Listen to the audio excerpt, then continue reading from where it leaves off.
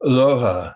This is Dr. Sasha Lessin. I'm an anthropologist, student of Zecharia Sitchin, and this is our series called People of Earth. This is the 12th part, and we've been tracking what the Anunnaki, the people from Nibiru, have been doing on Earth since they got here 450,000 years ago. And we've gotten to the point where there's two powerful lineages, the descendants of two brothers, Enki and Enlil, and they are rivals, and they're both trying to get their guys. There's more sons than the other, and more earthlings that on their side, and that's what's been happening. It's been getting more and more powerful. This war, they're just wanting to fight each other, and they've been manipulating, and all the way through part 11. And now we're at the point where Marduk, who's the son of Enki, the head of one of the lineages, Marduk has become the active head of this lineage. And he feels he should be king of Nibiru as well as Earth, because it's in a treaty, and his dad signed the treaty and everything. And the guy that became king just blew him off and sent him to Earth to work there and be with his dad. So Marduk married a earthling, a hybrid earthling named Sarpanit, and they had a son named Nabu, who lives in Bosepa. And these Marduk and Nabu are now leading the Enkiite lineage. They're opposed to the ENLIL-ITE, Enlil's lineage. And Enlil, Ninurta, and Enlil's granddaughter, Inanna, lead the Enlil-ITE lineages. Now, both the Enkiites and the Enlilites, their lineages, they're within a clan, the clan of Anu, who's the king of Nibiru, but he's now favoring Enlil and Ninurta as his heirs, and Marduk is not going to tolerate that. So let's look at some of the slides.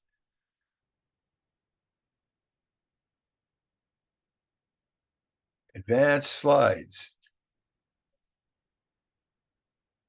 Advance to the next slide. Hey, it did it. Okay.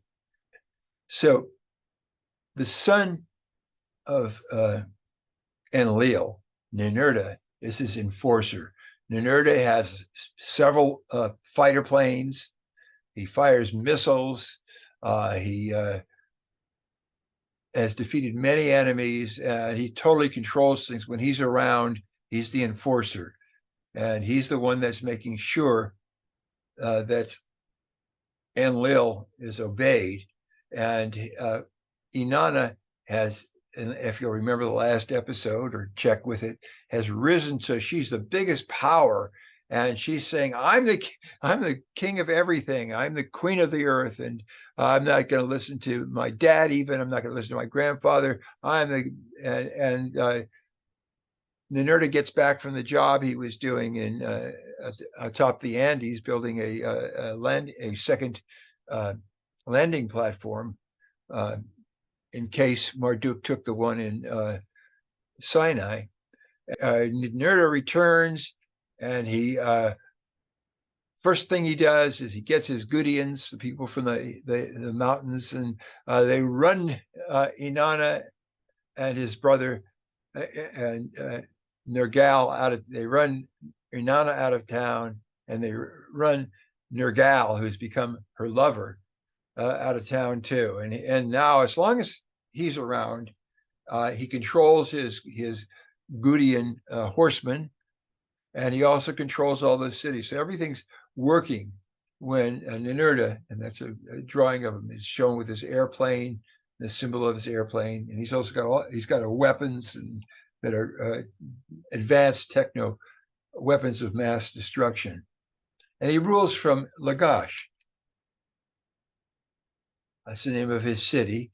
He's married to the King Anu's daughter, Bao, and he has this beautiful city, and it's got he's getting a incredible planetarium built there, and landing platforms, and it's the center of everything while he's in charge. He's got temples and hangars there, and everything's there. And he's a guy that really likes to dredge out canals. And after the Great Flood, he was a guy that put the Tigris and Euphrates back in there in channels they could follow, and made irrigation channels to everything. And so there's a sort of a reconstruction of his city of Lagash. And then after a while, he goes back to South America, where he's building all these complexes to mine gold and copper and stuff like that. And so Enlil says, okay, it's time for my son Nannar to rule. And Nannar is problematic. Nannar is a child of rape. Enlil raped his mother and forced him to marry her. And he's the moon god. He's getting now. You are going to get. I'm going to let you. Enlil says to his son, who's probably a little resentful, I'm going to let you rule Sumer, Iraq and Kuwait, and Nannar. But you've got to obey me, and I don't totally trust you, because I think you may have sneakily favored Anzu when he attacked me, but I'm going to give you a chance to rule. I'm going to give you a chance to rule from your city. I'm going to put you in charge of the city of Ur, and you can be the ruler there. And the whole Sinai Peninsula is named after Nannar Sin for Sinai, and so Nannar's now in charge from this beautiful city of Ur. But another view of it, Enlil doesn't fully trust him to run things by him, doesn't trust his son Nannar. And so he sends his probably spare. The relationship isn't totally clear, but Enlil, known as Yahweh in later Bibles, sends his a relative of his named Terah, and Terah's son Abram, who later becomes Abraham. Your job is to hang with Nannar and to make sure that he does what I want, not what he wants. So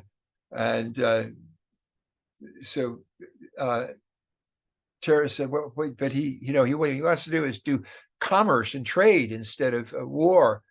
That's okay. We'll see if it works or not. But you got to watch over him and let me know." And as for you, Abram, I'm going to change your name to Abraham. I want you to train to lead my armies. You're going to learn cavalry tactics. You're going to know how to deal with camels and horses and chariots and all that sort of stuff. So you're going to go take care of things for me in Ur. And so there's a depiction of Terah up there, and there's Abraham, and there's Nannar Sin. Later on, he becomes Allah. He's got the moon sign there. That's his symbol. You'll see it appearing other places. Well, things don't go that great for him in the beginning, for Nannar, because his king, who Nannar really digs, and who's really great in doing all kinds of things for irrigation and commerce and stuff like that, roads, is inspecting his irrigation canals in one of the tales, and he falls off and drowns, and then the boat that comes to get him sinks on the way, and they couldn't find the body, and all kinds of problems. Poor Nabu actually did a lot of nice things for commerce before he died, but Nabu had been blessed by Inanna and Enlil and Nannar, and the earth people were saying, hey, maybe these gods aren't infallible at all. Maybe Marduk is right. Marduk, unlike the Enlil-ITEs, Marduk and the Enkiites love us humans, the regular partial earthlings, whatever they want to call us. They call us earthlings.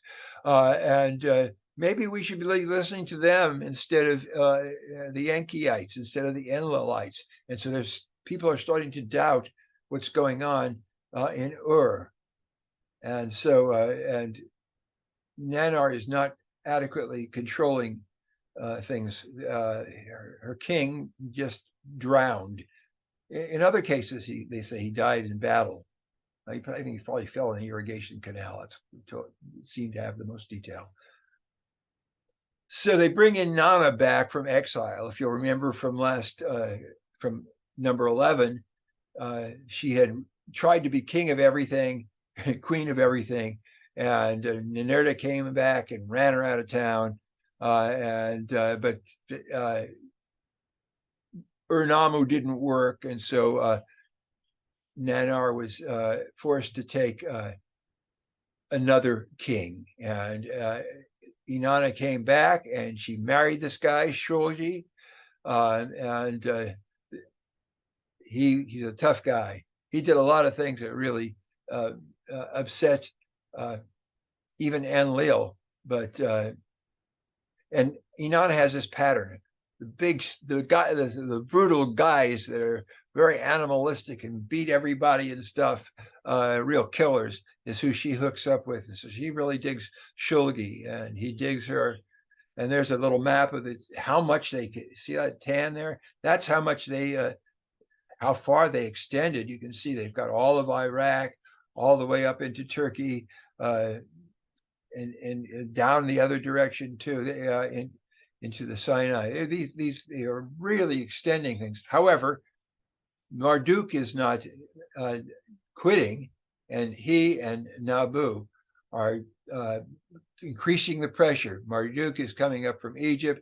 Nabu is working with Canaan, the Gaza Strip, and they're closing in on the space facilities are on Sinai, which is Marduk feels should definitely be Enkiite territory, because Enki was given Africa by King Anu, and Enki gave Egypt then to Marduk, and it goes on and on. Marduk and Nabu, Marduk's coming up from Egypt, Nabu is coming down from Canaan, and they are starting to converge on Iraq, where the Enlil-ITEs are.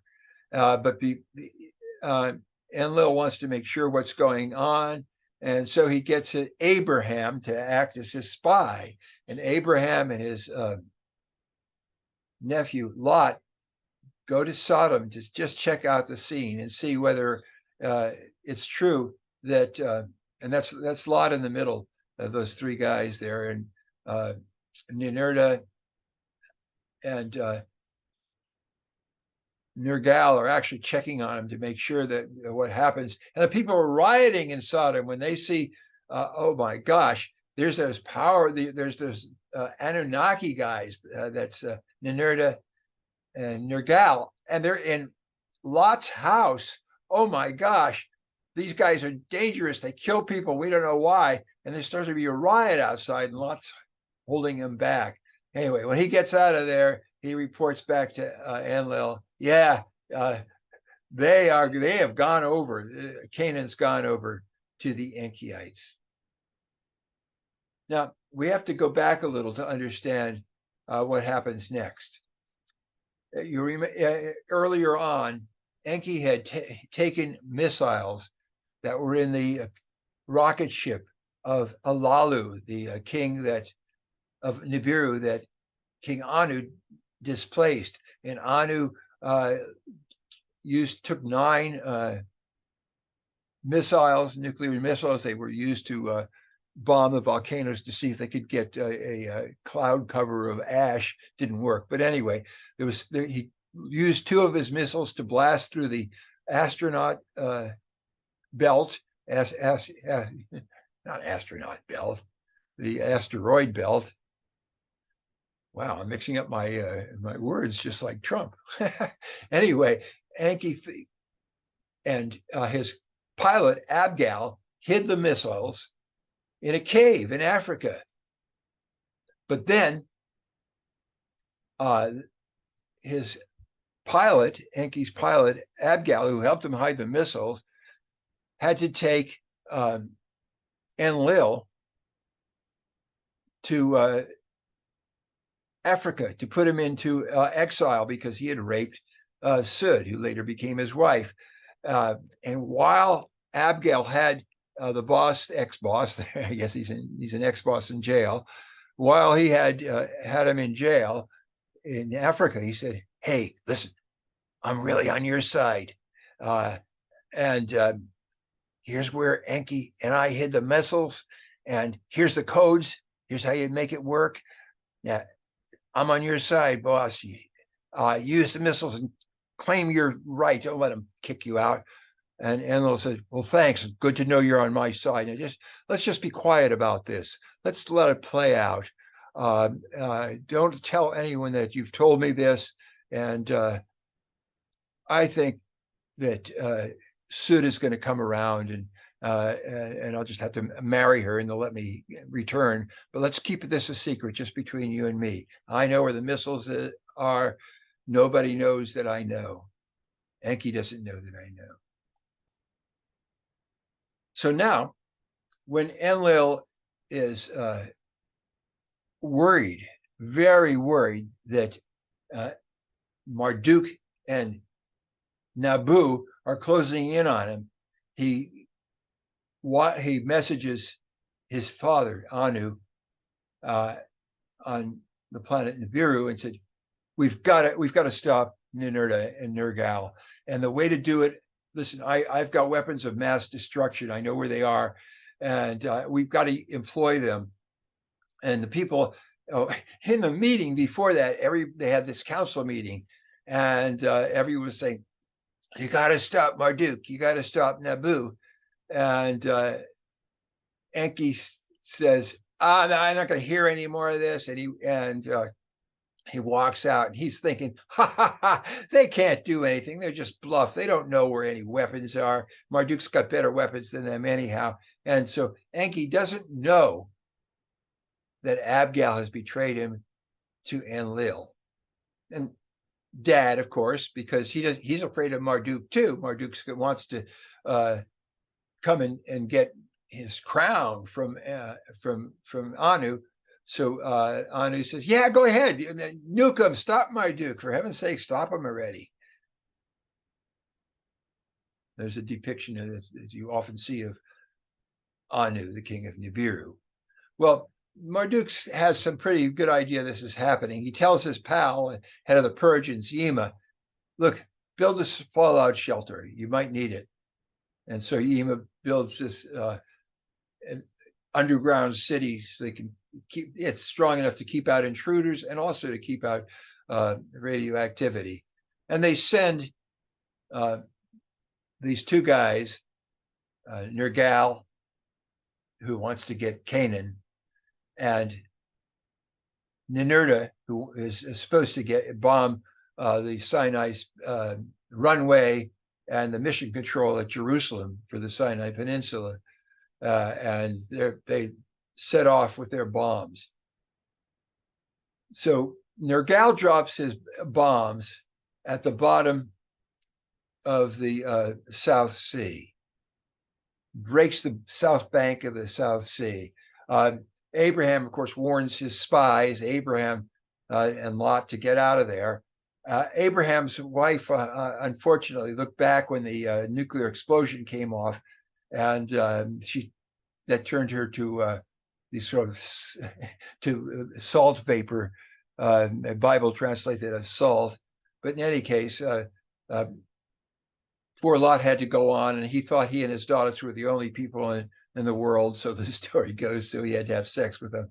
But in any case, that was the end of these cities of Canaanite cities. And also the Canaanite cities is where the astronauts who had taken 200 brides, earthling brides, and intermarried were living in the Jericho area. And just like this, Canaanites were seen as natural enemies by Enlil and the Enlil-ITEs. But in any case, this terrible explosion breaks the bottom of the salt sea, which becomes the Dead Sea, and the water just washes out the southern and community of Sodom and Gomorra there. It may have gotten Zoar too. In the meantime, I mean, they are flooded. They're finished. The water was overwhelming. And besides the water, he also dropped nukes on the cities themselves. This is all that's left of Sodom after the water goes back, and you can see the damage from the actual missiles too, and so forth. In the meantime, Ninurta, Enlil's son, bombs Jerusalem and the runway on the Sinai, and left a big black mark. You can see it there if you can see my arrow right in the middle of the peninsula. Now, the thing that happened that was a big surprise that these people did not expect, because they didn't know what such a thing is that the nuking in the Sinai and the nuking in Canaan together made this tremendous nuclear storm, and it blew over Iraq. Yeah, it blew over Sumer, Iraq, the places that Enlil and the Enlil-ITEs controlled. So they were trying to bomb the Enkiites, but they did, but they didn't kill anybody. Marduk took his people into his shelter. Enki took his people into shelter. They got their Persian allies in a shelter, but everything physical was destroyed as far as the advance. On the other hand, there was this huge nuclear storm, and it blew over all of the territories of the Enlil-ITEs, all of Sumer, Iraq, in other words. And the radiation basically killed everybody there. It was just the Anunnaki themselves. They got warned. Marduk and Enki messaged them, "Get the hell out of there. You'll die if you stay." And so the Anunnaki grabbed their Vimanas, their other kinds of airplanes. They had fighter planes too. They also had motorized boats and perhaps a submarine, and they got the hell out of there. All the Anunnaki left, except for the wife of Ninurta. And she's a princess. Her father is Anu himself, and her mother is Antu, his legal queen. But she's a nurse. She's the head of the nursing crew, and she's in Lagash, Ninurta's home city, and everybody's dying, and they're really suffering. Their skin's peeling off, and they're dying in the streets. And she says, even if I die too, I'm going to stay here and comfort these people. If my husband did this and I die from it, maybe I can make up for it to some degree. And so she died. She died doctoring the people. Real hero. Now, after it's all over, Enki and Enlil realize, oh man, this is way beyond anything we could have ever anticipated. And that's when Enlil tells Enki, you know what, I haven't said anything about this because I didn't like it, but I had a vision from Galzu, the rep for the Federation. He said, Marduk is going to be the king. You might as well just get used to it. Marduk is going to be the king here on Earth. But I didn't want to tell anybody because I don't want Marduk to be the king, but I got all the gold we want. We don't need any more. We've got an alternate spaceport on Tiwanaku, nice long runway on Nazca. We're getting out of here. But you know what, brother? We fought. He says to Enki, but let's make up. We don't need to kill each other. We're brothers. Let's be friends. Well, that's all of part 12. We will continue this saga. Here's some of the books Janet Kira Lessin, my wife and partner, and I have written. You can get them all on Amazon. If you really want to know any of this stuff in depth and see lots and lots of YouTubes on everything and amazing amounts of pictures, do take a look at Enki Speaks. I mean, I've got everything there. And I've got special sections on evidence and timeline, who's who, and references. And so keep tuned. And Janet and I, that's me on the left there. It's on my left. It's probably on your right. And Janet, we will have more for you. Thanks so much for listening. Aloha.